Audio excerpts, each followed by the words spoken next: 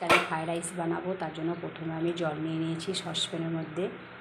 তারপর আমি দিয়ে দিলাম তেজপাতা গোটা, লং, এলাচ, দারচিনি জলের মধ্যেই দিয়ে দিলাম।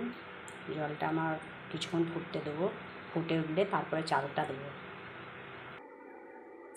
আমি এখানে 750 ফ্রাইড রাইসের চাল নিয়ে নিয়েছি। দেখো,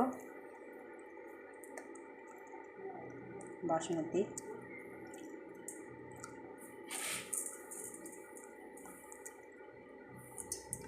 চালগুলো এবার আমি ধুয়ে নেব ভালো করে 3-4 বার।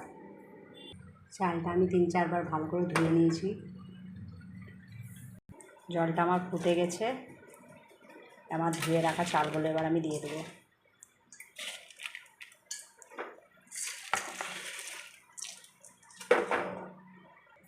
আমি আর একদিকে কড়াই বসিয়েছি একটা। কড়াইয়ে ঘি নিলাম।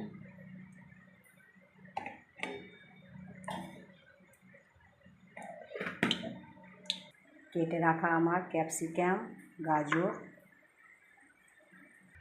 আর কাজু কিশমিশটা ভেজে নেব। প্রথমে আমি কেটে রাখা গাজরটা দিয়ে দিলাম।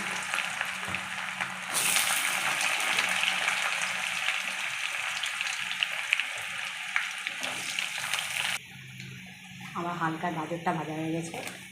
আমি এবার ক্যাপসিকামটা দিয়ে দিলাম।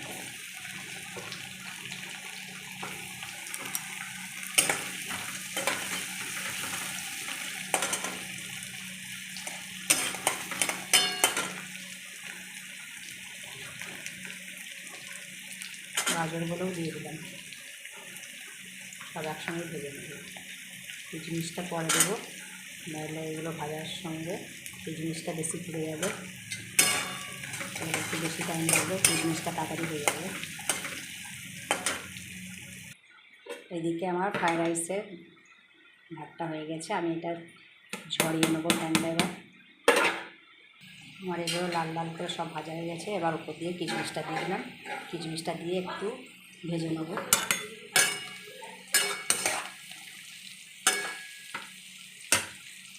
আমি একটা ঝান্নার মধ্যে জলগুলো ঝরাতে দিয়ে দিয়েছি, স্টিলের ফুটো ফুটো গামলার মধ্যে। ভালোভাবে জলটা আমার ঝরে গেছে। একটা গামলার মধ্যে জলটা ঝরাতে দিয়েছি, ভালোভাবে সব জল ঝরে গেছে।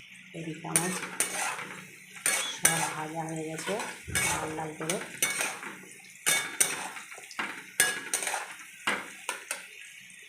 আমি গ্যাসটা অফ করে দিলাম। আমার লাল লাল ভাজা হয়ে গেছে। প্রথমে আমি সাদা ভাত এখানে নিয়ে নেব।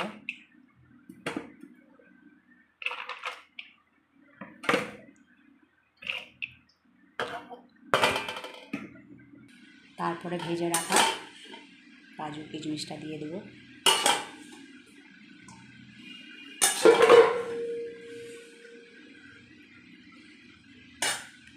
তারপরে আবার উপর দিয়ে আমি ভাত দিয়ে দিয়েছি।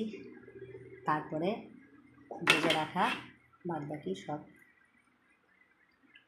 দিয়ে দিলাম।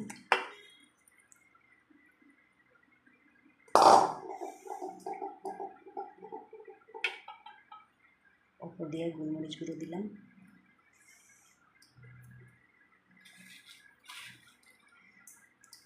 চিনি দিয়ে দিলাম। স্বাদ মতো নুন দিয়ে আমি এবার সবকে একসঙ্গে ভালো করে মিক্স করে নেব। দেখো, ভালোভাবে আমি ফ্রাইড রাইসটা সব একসঙ্গে মিশিয়ে নিয়েছি। দেখো, ফ্রাইড রাইসটা আমি কত সুন্দর একসঙ্গে সব মিশিয়ে নিয়েছি। সব দিয়ে কত সুন্দর কালার এসেছে, কত সুন্দর লাগছে, অরেঞ্জ, সাদা, সবুজ। তো অবশ্যই কমেন্ট করে জানাবে তোমাদের এই ভিডিওটা কেমন লাগলো। লাইক কমেন্ট দিয়ে আমার পাশে থাকবে। আমার চ্যানেলটা সাবস্ক্রাইব করে দিও আর পাশের বাটনটা টিপে বেল বাজিয়ে দিও।